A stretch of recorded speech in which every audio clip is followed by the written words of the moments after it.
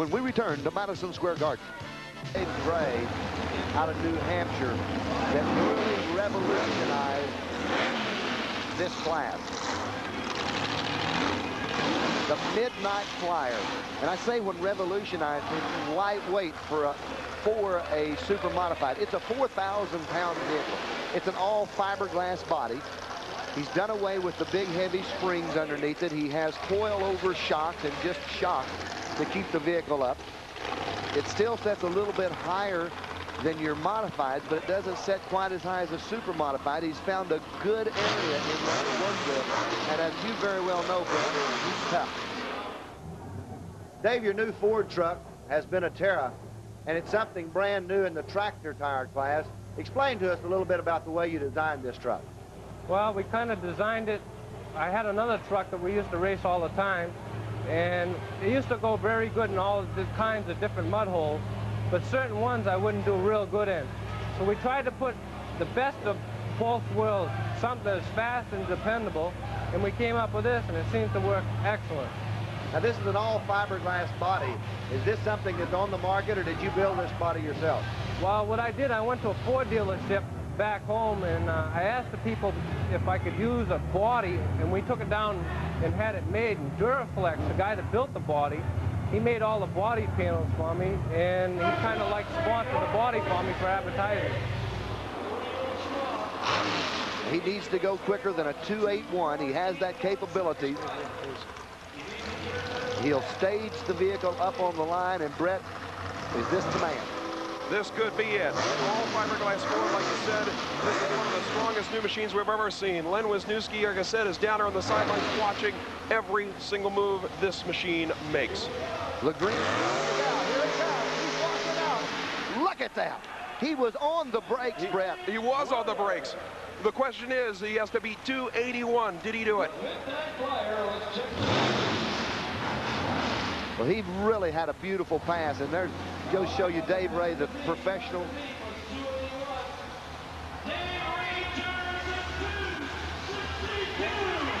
And that's Len Wisniewski in the orange, and Len is not happy. 2.62 seconds. Len is number 2. He wanted to beat David Ray so bad. Ray's crew down there talking to him and shaking his hand. I'll tell you, Len may be smiling a little bit, but you know Len Wisniewski, Mike, and he is not happy. Well, Dave Ray made as pretty a pass as you'd ever want to see made in a truck. The truck is just exceptional. It handles well at high speeds. It can handle all the course as it showed today. It left hard from the starting line. It rocketed all the way through the pit. Jumped on the binders so he wasn't in any problems right there at the finish line area. The Midnight Flyer has now gone to the lead at a 2.62, and it's an outstanding pass. That gentleman has to be very proud. Here again, through the pit so fast, you can take a wash rag, a towel or something, wipe it down except for the tires, and send it on its way. It's an amazing piece of equipment. The Midnight Flyer. Well, a good overall shot of the garden as the almost capacity crowd this afternoon is treated to some of the finest mud racing, arena cross racing to ever take place in this area. It doesn't get much better than this. I'll tell you, the next machine that's coming up, last year, did pretty well. In Kingston, New Hampshire, this is the bump and grind machine that we talked a little bit about earlier. And indeed has been very strong. To be honest with you, Mike, I don't know if he's got 2.6 second capability in him. Well, you know this much. He's going to be trying to drive 2.5 capabilities out of it. He wants to win it like all of the vehicles that are here this today. John Lancaster flies to the pit. Lancaster's on the throttle all the way and right up to the wall. He shuts it off. I'm starting to wonder if he shut that off himself or if that was the dreaded automatic shut off, if you know what I mean, Mike. That's very possible. I hope not. He's going to try to fire it back up. He's reaching for the key, and it could not wanting to come to life.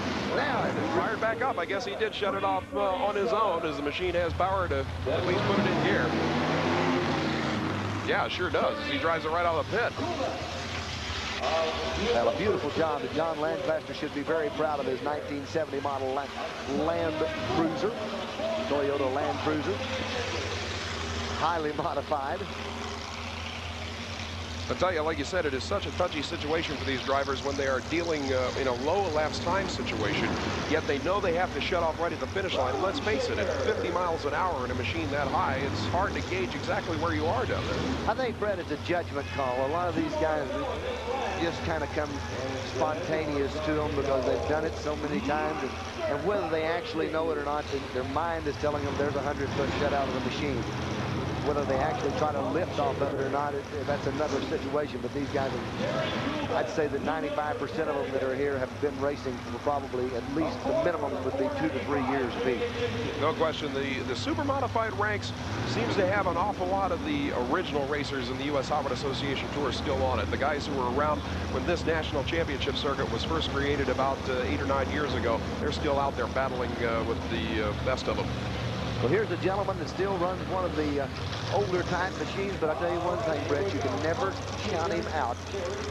He's from New Melford, Connecticut. It's Terry Colbert, and he runs a 1979 Ford with 495 cubic inches of bone shaker Ford motor. Well, you and I both know that Terry Coolbeth has been around, as you said, since the very beginning. In fact, he's run this particular truck for many, many years. Originally, it was one of the strongest super modifieds out there. Nowadays, Terry is giving up again a weight disadvantage to some of the machines, but this Ford can power along with the best of them. Terry's tough. Let's see if he can be tough enough to go quicker than a 2.62. 2.61, a hundredth of a second is all he has to shave off of it. But that is almost the impossible dream as you get down to the super modified finals. 2 carburetors setting up on top of the big Ford motor. Got the green flag, and he is just about ready to blast the pit, and it's going to be quite a ride for Bone Shaker. A very good name for a hard-running vehicle. Well, Coolbeth again gets in and out of the throttle. He'll drive out under his own power, but that was an excellent run for Terry, Mike. I'm sure you'll agree that's one of the better runs we've seen that young man make in a couple of seasons. Well, Terry has the capabilities of really handling a vehicle well. The Bone Shaker, and you know, these guys, some of the names they come with, this one is very fitting for this thing because we've seen it airborne more times than we've seen it in the pit. No question about that. These are colorful machines, and the Bone Shaker Ford has long been a very popular one with the East Coast fans. Well, here's a gentleman that has done a great job, really ran well. You know, these mud racers in just the past few years, Brett, have gone to have to wearing the helmet. And now, when they come out of the pit, you know, it's kind of like their hair's on fire. Immediately, they jerk that helmet off and they set it down in the pit area and get their hat on or just get out of it. I think they're getting their hair fixed up a little bit for the camera shot as they come back around in front of the stand. I guess. I'll tell you, Terry Coolbeth has got to be happy with that run. That's definitely going to slide him into one of the top 7 spots. That's good to see. After all the years we've watched this guy battle in the super modified class, it's definitely good to see. Here's a gentleman that has been out of the sport for about 2 or 3 years and just now getting back into it. And this is a gentleman that runs a 1976 Datsun. 588 cubic inches, and it's called Ryan's Hope. This is the biggest cubic inch displacement engine in this entire mud racing competition. You don't see engines any bigger than this unless you want to go to outlaw pro stock racing and drag racing, and even then they're only just a little bit larger. 588 cubic inches. Do you realize that that's about the equivalent of 283 Chevys, Mike? That's very true. There you see him sitting inside with his helmet and his full fire suit on. Sticks his hand out the window. That's to let the people know that's hooking up the cable that he'll be pulling down through the pit. That it's in neutral. It's safe to stand in there.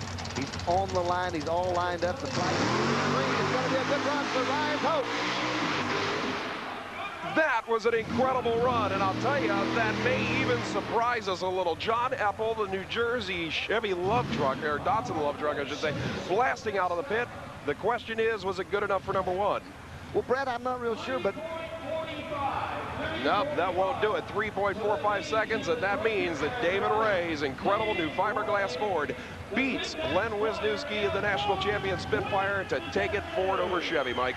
Beautiful job. And Brett, maybe you could tell from down on trackside on the floor of the garden, but it sounded like he may have shifted Ryan's Hope about the 75-foot mark.